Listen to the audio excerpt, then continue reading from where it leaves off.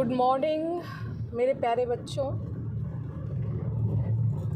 इससे पहले जो हमने वीडियो शेयर करी थी आपको, उसमें मेरा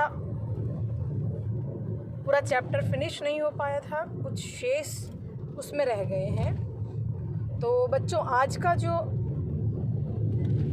अपना वीडियो है वो डेविस का अपर्दन चक्र, उसी को हम कंटिन्यू आगे करेंगे।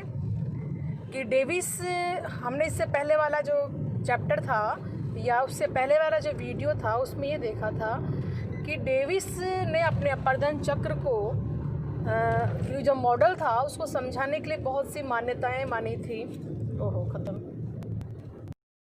तो डेविस ने बहुत सी मान्यताएं अपने मॉडल को साबित करने के लिए, समझाने के लिए मानी थी। तो हम अब आपको समझाने की कोशिश करेंगे कि डेविस का जो मॉडल था, इसको एक ग्राफ के सामने आपके सामने बना हुआ है। ये 0, ये x और ये y एक्सिस है बच्चों। x एक्सिस पर इन्होंने लिया है टाइम, समय। डेविस का मॉडल में टाइम बहुत इंपॉर्टेंट है, फैक्टर है। और y पर इन्होंने लिया है हाइट, समुद्र तल से ऊंचाई। UC से तात्पर्य है अपर कर्व, यानी कि शिखरों का, किसी भी पर्वतीय भाग का सबसे ऊंचा भाग। LC मतलब लोअर कर्व। लोअर कर्व से तात्पर्य है किसी भी पर्वतीय भाग का सबसे निचला भाग जिसकी अंतिम गहराई है, अंतिम उसकी ऊंचाई है। अब डेविस ने आपको ये देखिए, आपको इस चित्र में 3 अवस्थाएं दिख रही है। तरुण अवस्था,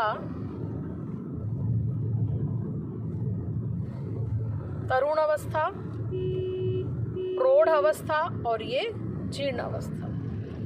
बच्चों, ये जो स्टेजेस है, ये जो अवस्थाएं हैं, इसको मैं आपको एक चित्र के द्वारा समझाने की कोशिश करती हूँ, अलग से बना किसी पर। कि जैसे डेविस ने ये माना है कि ये एक पर्वत है और इस पर्वत का सबसे ऊपरी भाग जो है UC है और सबसे निचला भाग जो है LC है। ओके। और नदी यहाँ से बह रही है, ये नदी यहाँ से निकल रही है। तो नदी सबसे पहले क्या कर रही है, जहाँ से निकल रही है वहीं से उसको गर्तन की क्रिया, जैसे अपन ड्रिल मशीन होती है, ड्रिल मशीन के द्वारा हम दीवारों में छेद करते हैं। जैसे बर्मा आपने देखा, बोरिंग जब खुदता है तो एक मशीन अंदर जाती है, तो एक वैसे ही बर्मा मशीन की तरह जो नदी के साथ जो कंकर पत्थर जो होते हैं, अवसाद होता है, वह इस तली पर यहाँ पर लगातार घर्षण करके इसको अपर्दित करता है। तो इस अपर्दन के कारण नदी जो है पर्वतीय भाग को सबसे पहले गहरा करती जाएगी। ये देखिए, गहरा हो रहा है और जब तक गहरा करेगी जब तक कि UC और LC जो है मैक्सिमम नहीं हो जाता। बच्चों, ये LC है, LC मतलब निचला, सबसे निचला, धरातल की ऊंचाई, धरातलीय भाग, और ये है शिखर। तो नदी पहले क्या कर रही है, ये काट रही, इसको काट रही, ये काट दिया, ठीक है। तो ये क्या हुआ, लंबवत अपर्दन। आप ये देखिए, इस चित्र में समझिए बच्चों, ये स्थलीय भाग है, नदी यहाँ से निकल रही है, नदी ने इसको गहरा किया और गहरा किया, ठीक है। तो क्या हो रहा है, पहली जो अवस्था है तरुण अवस्था, जिसमें नदी का काम क्या है, घाटी को गहरा करना। अब इस वक्त दूसरी स्थिति है जिसका नाम है प्रौढ़ा अवस्था। प्रौढ़ा अवस्था में नदी लंबवत अपर्दन के साथ साथ पार्श्विक अपर्दन भी करती है, अर्थात ये जो पर्वतीय भाग है इसको गहरा तो कर रही है, गहरे के साथ साथ इसके किनारों को भी काट रही है। लंबवत अपर्दन प्लस पार्श्विक अपर्दन होगा, जिससे नदी की घाटी गहरी हो जाएगी। और अंतिम स्थिति यानी कि जीर्ण अवस्था में क्या होगा, कि जो नदी की जो घाटी है वह बिल्कुल धरातल का जो मैदानी भाग है उसको टच कर लिया है और शिखर जो हैं वह भी नीचे होते जा रहे हैं। यानी कि जब पहली स्थिति थी तरुण अवस्था में निरपेक्ष ऊंचाई अधिकतम। अब निरपेक्ष ऊंचाई क्या है मैं आपको समझा देती हूँ। वास्तविक ऊंचाई, निरपेक्ष ऊंचाई से तात्पर्य है वास्तविक ऊंचाई, यानी कि वास्तविक ऊंचाई अधिकतम कब होगी?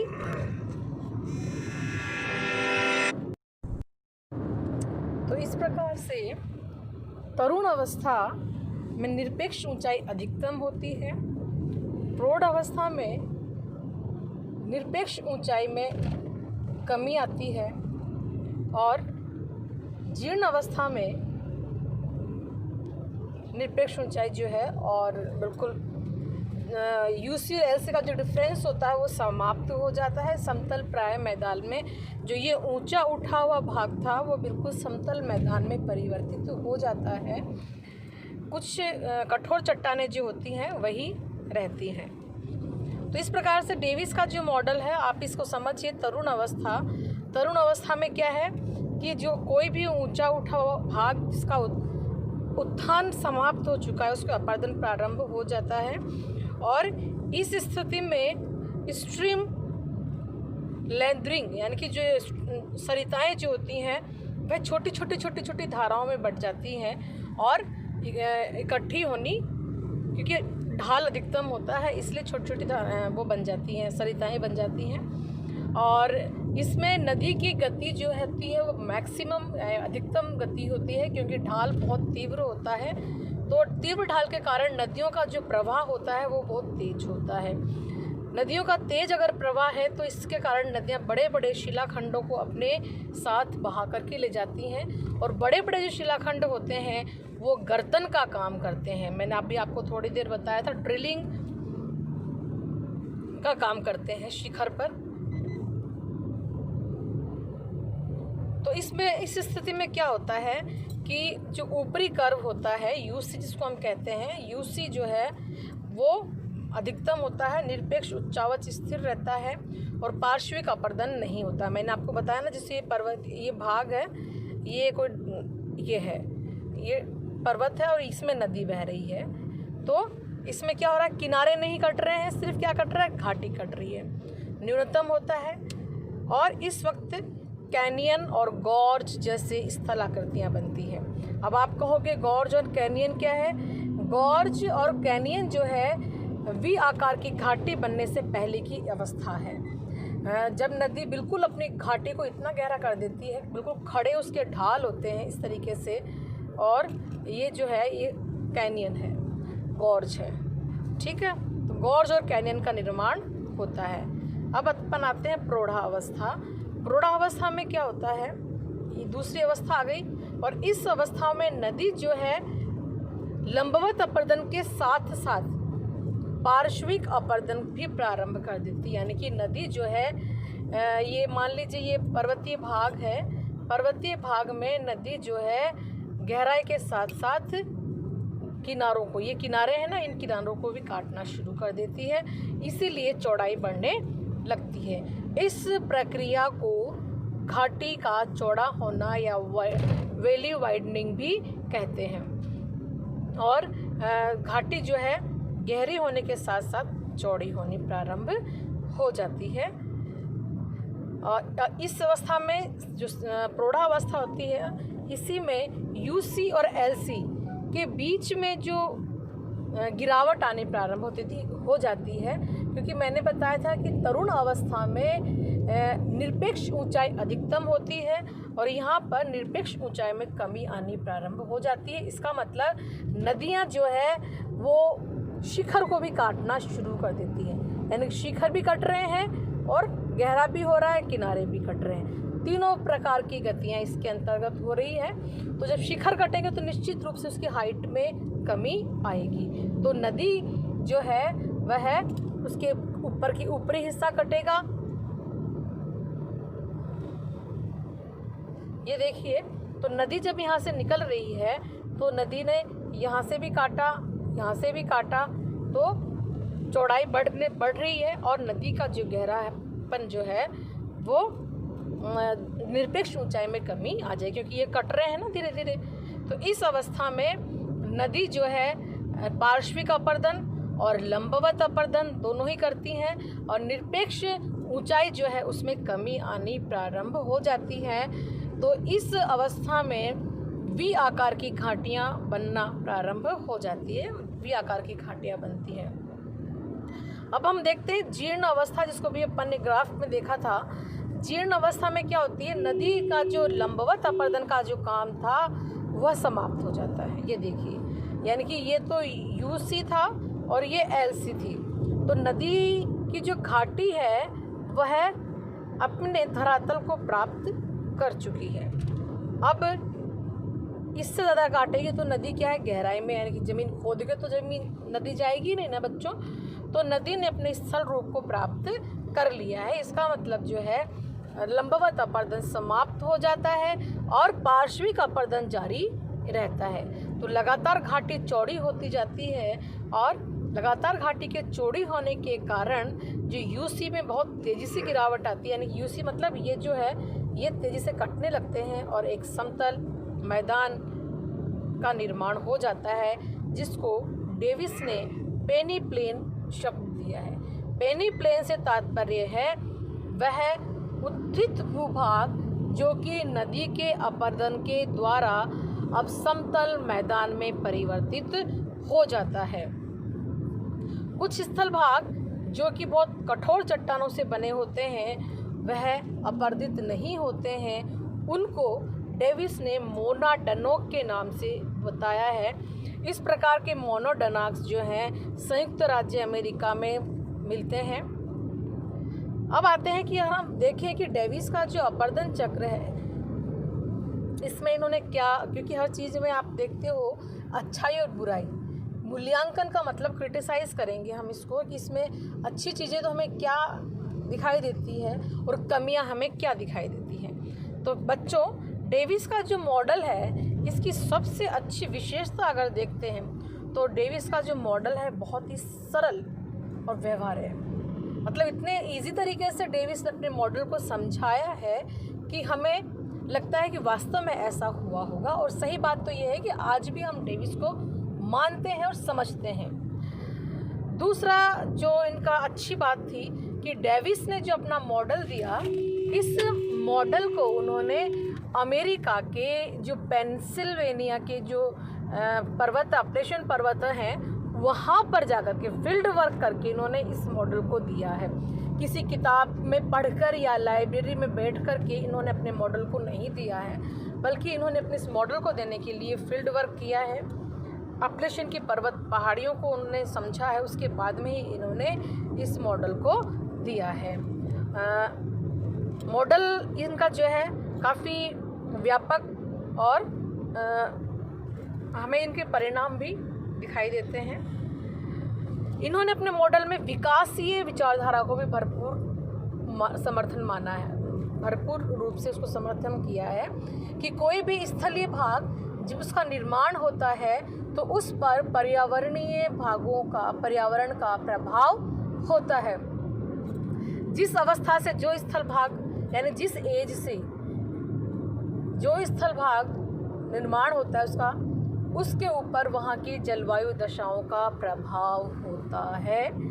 ये बिल्कुल अपन मान सकते हैं। जैसे कार्बनिफेरस युग में कार्बन की चट्टानें थी, संगमरमर की चट्टानें बनी, आग्नेय युग में जो आग्नेय चट्टानें हैं, अलग अलग जो एज ग्रुप थे उसमें उस वक्त निर्मित होने वाले जो स्थल भाग थे उनके ऊपर उस वक्त के पर्यावरण का परिणाम परिलक्षित होता है।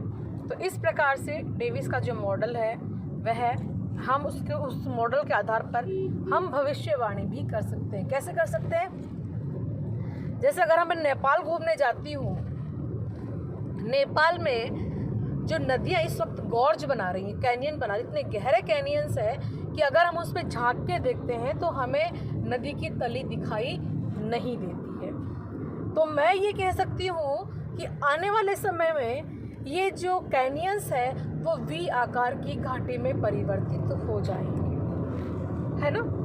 तो मैं भविष्य की बारे में बता सकती हूँ, किसी भी स्थल रूप के बारे में।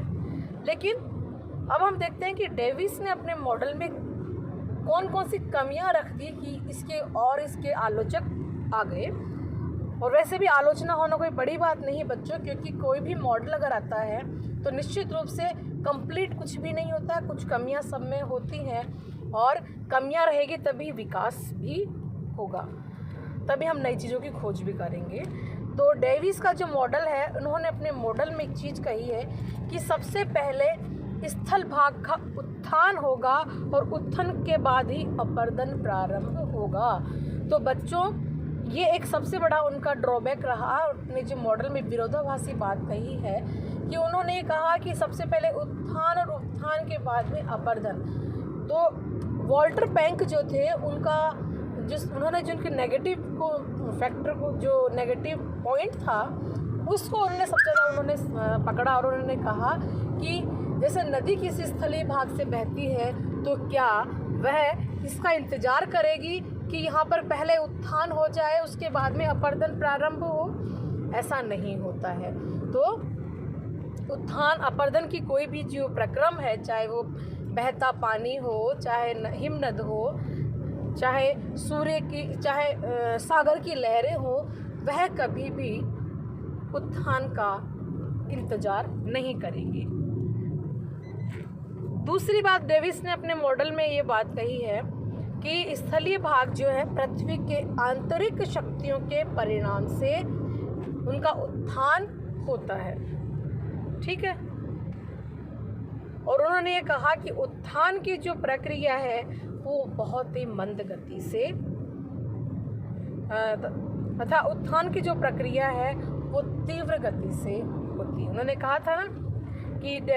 कहा कि कोई भी स्थल रूप जो है आंतरिक और बाह्य शक्तियों के परिणाम से बनते हैं, और जो उत्थान की जो प्रक्रिया है वह तीव्र गति से चलती है। लेकिन बच्चों, जब हम प्लेट टेक्टोनिक पढ़ते हैं तो हमें देखते हैं कि किसी भी स्थल भाग के उत्थान में लाखों वर्ष लग जाते हैं दीर्घकालिक शक्तियों के द्वारा स्थलीय भाग के निर्माण होने में। लेकिन डेविस ने क्या कहा कि ये तो बहुत ही मंद समय में बहुत ही जल्दी उत्थान होता है, और अपर्दन में तो लगता है ज़्यादा समय और उत्थान में लगता है कम समय, जो कि तर्कसंगत नहीं है। फिर डेविस ने अपने मॉडल में समय को बहुत महत्वपूर्ण स्थान दिया है। उन्होंने क्या कहा कि समय का प्रतिफल होता है। उनका त्रिकट में क्या था कि स्थल रूप, संरचना, प्रक्रम और अवस्था के प्रतिफल होते हैं। तो अवस्था से मतलब है समय।